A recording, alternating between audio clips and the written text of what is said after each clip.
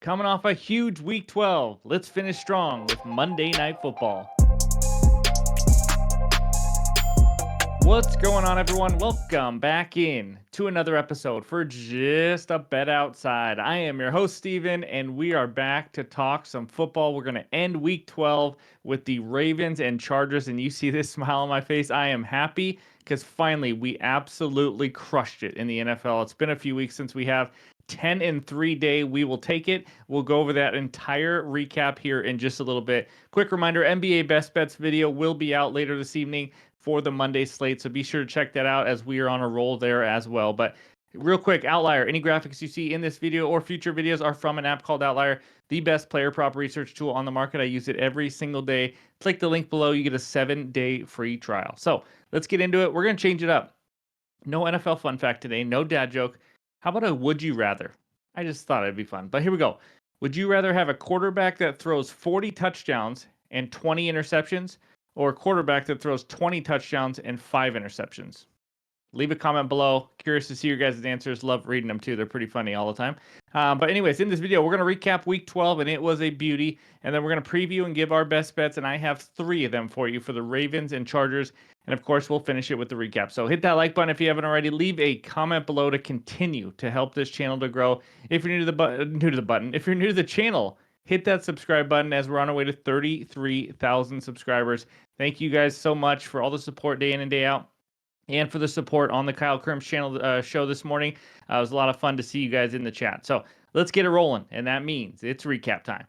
There it is, the beautiful Week 12 recap, and a miracle has happened. We have swept the board on game bets. That's right. Of course, because I go down to half unit, we have to sweep it. But under 41.5 Tampa Bay Giants, that was sweaty. At the end, it got a little sweaty, but still, they scored 37 thanks to the Giants doing absolutely nothing. Dolphins -7, easy peasy, just crushed them. Absolutely crushed them. Chiefs team total over 26.5. That was a nice winner. They got that pretty early in the third quarter. They didn't really score any more points until that game-winning field goal at the very end to get to 30. But like I say, 27 is a key number, so got over that for a nice 3-0 sweep. Player prop. First player prop winner of the day was Matt Gay in the first quarter, I believe. It was just an easy one. And then Bo Nix over 217.5. What I'm going to start doing is probably just laddering just 1 or 2 bets individually, because Bo Nix just absolutely crushed it today. He was the man. That was an easy win. And he went high and above 217.5. DeAndre Swift under 54.5. I had to wait it out all the way into overtime, but it was not really sweaty at all. He couldn't get anything going, and they just had to throw the ball like most teams do against Minnesota. Hunter Henry over 4.5 receptions. He got 5. Unfortunately, he didn't get that ladder at the bottom. He fell 1 catch short. He had 7 targets. He just didn't connect on all of them. But still, over 4.5 receptions. We take the plus 105 winner. Tyrone Tracy added play, dumb. Over 14.5 rush attempts. Here's the deal. He fumbled at the goal line as he started to get carries. He had 9 carries, and he fumbled at the goal line, and we didn't see him for a while in the game. And then he finally came back in the fourth quarter to do some pass blocking. It was a blowout, things like that. Just didn't work out. James Conner got the job done in the fourth quarter for us over receiving yards. That was another added play. And that latter parlay, again, Bo Nix hit. Just like always, we come extremely close to hitting these huge winners. Hunter Henry was 1 stinking catch away from a plus 460 cash, but it is what it is. That's how those go. But yeah, we'll either do some ladder parlays or at least just ladder individuals. I still love laddering, but that's what we got for those recaps. And then we got the anytime touchdowns. How about Rachaad White touchdown plus 175, a beauty. I think all three running backs for the Bucks scored a touchdown. And then JSN, what a stud. Anytime touchdown, plus 170. It was like a 5-yard pass out of the slot. That was a beauty. And then Travis Kelce, the one that I thought was a little more safe, did not catch a touchdown, but guess who did? The tight end number 2, Noah Gray, caught 2 touchdowns. So I had the touchdown or the tight end read. I just didn't have the right tight end, apparently. But there it is, week 12, 10-3. We won over 4.5 units. It is about dang time. So it was nice to have that kind of a week. Now let's carry this momentum into Monday night and week 13. But of course, we got to show you the entire breakdown like we do every single week. There's the game bets. We went 3-0. I'm just going to say that. Obviously, we haven't done well over the course of the season, and our 3 bets were half unit plays this time. But player props 63 and 45. We are now up 11.04 units on player props. They are carrying us. Anytime touchdowns, we get back to right around even, down only 0.34. Ladder parlays, because we hit a big one earlier, 1-9, but down 0.23, pretty much even. Obviously, you're not going to win a ton of those. Trends parlay did not win. Commanders did not get the job done. But again, those are not official, and those have been terrible this year, to be honest. I picked the wrong trends to put in there. But either way, there's the overall record. Finally, back in the plus 3.23. Let's carry that into week 13. And now let's talk some Monday Night Football. All right, Monday Night Football takes us out to Los Angeles, where the Chargers are hosting the Baltimore Ravens. Ravens minus 2.5. Total in this game, 50.5. We have a battle of the Harbaugh brothers, obviously. Monday Night Football games, just want to kind of mention some trends, some notes. They are 10-4 to the over this season, but Monday Night Football totals of 49 or more points are only 24 and 35 to the over since 2010. Just pointing that out. As a 3-point or less favorite or just an underdog, Lamar is a ridiculous 25-6 against the spread. Chargers were the ninth team in the Super Bowl era to allow 20 points or fewer in each of the first 9 games of a season. It was crazy. We'll talk more about that, though. Injuries in this game. Roquan Smith for Baltimore, questionable. Travis Jones, D-tackle for Baltimore, questionable. Ladd McConkey, questionable. I think he is going to play. Linebacker Denzel Perryman for the Chargers is out, and tight end Hayden Hurst is questionable. So I have 3 best bets. 2 half units, and then we end it with a quarter unit touchdown bet. So here we go. Bet number 1, give me the over 50.5 at minus 110 on DraftKings for half unit. I have talked about this Chargers team all year, how they are under Kings, but we're going the opposite way. That's right. This is going to be their toughest test of the season, and it's not even close. So we've talked about how they play slow. That is a factor in this, but here's the deal, guys. Here's where the offense they faced.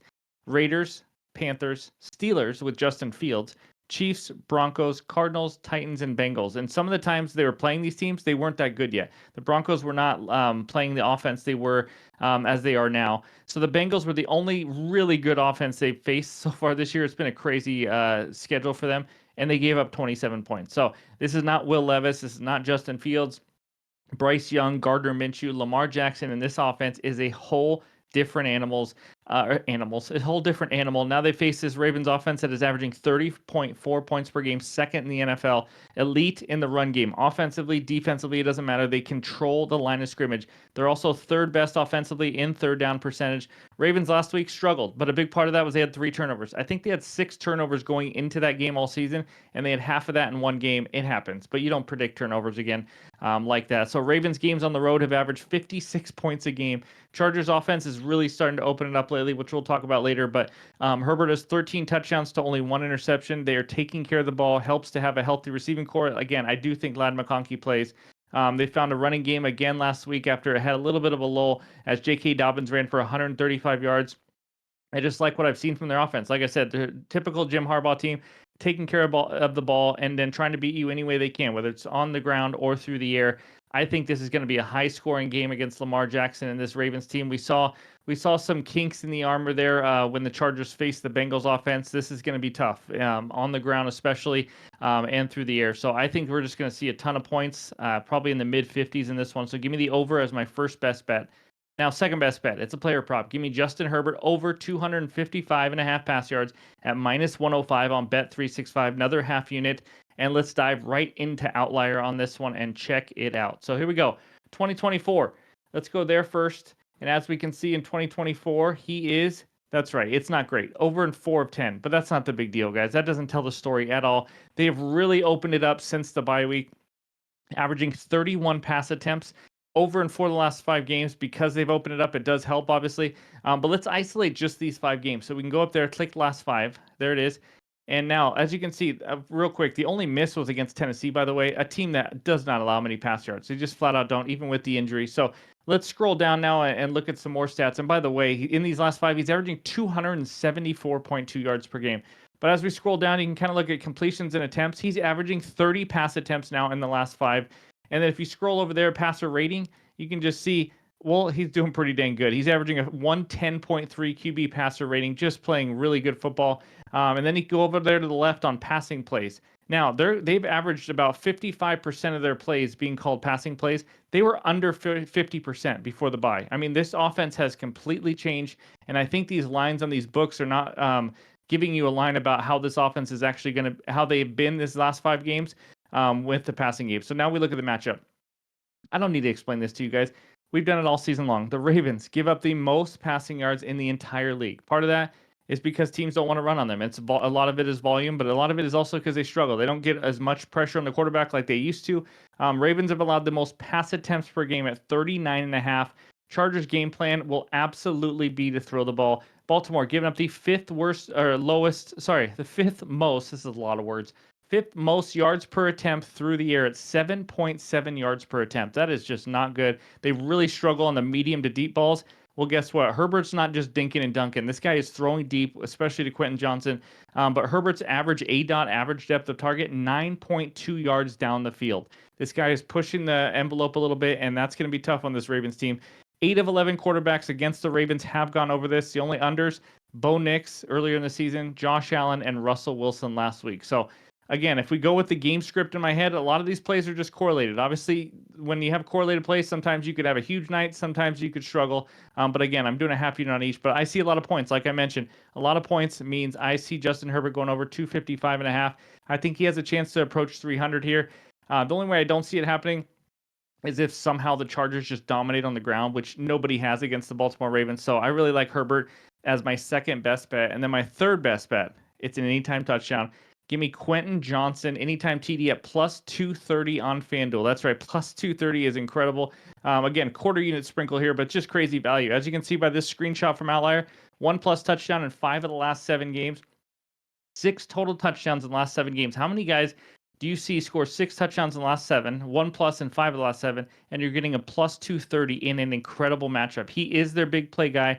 And in fact, he's tied for second in the NFL with 4 20+ yard catches. Like I said, sorry, 4 20+ yard touchdown catches. That's what Quentin Johnson has. So he can score from deep. The Ravens give up a lot of deep plays. He had 8 targets last game. He's heavily involved. Obviously, if Ladd doesn't play, he's going to be even better. But I think it might actually be better if Ladd plays, so he doesn't get all the attention. But facing the Ravens, we know giving up the second most touchdowns to wide receiver position, struggled all season long. Being elite versus the run, struggled versus the pass. We have a great matchup here. A big play guy who has consistently found the end zone, and we're getting plus 230. You got to sign me up for that. Whether it hits or not, guys, this is just too good a value to pass up. So give me Quentin Johnson anytime touchdown as my third best bet to go with Mr. Justin Herbert over 255.5 pass yards and the over 50.5. Give me a high scoring game and a lot of passing yards from Mr. Herbert. So thank you guys for listening to all that mumbo jumbo from Monday Night Football, but I'm ready to get some winners. I love these bets today. So before we get out of here, let's check out the recap.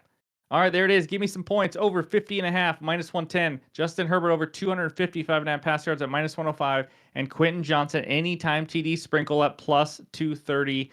That's what I got. Let's finish with some winners. Happy Thanksgiving week to everybody. We'll go over our plan later on this week about what we're going to do for videos and everything like that. But thanks again for watching. If you haven't already, hit that like button. I would appreciate it. But hope everyone has a great Monday, and we'll talk to you soon.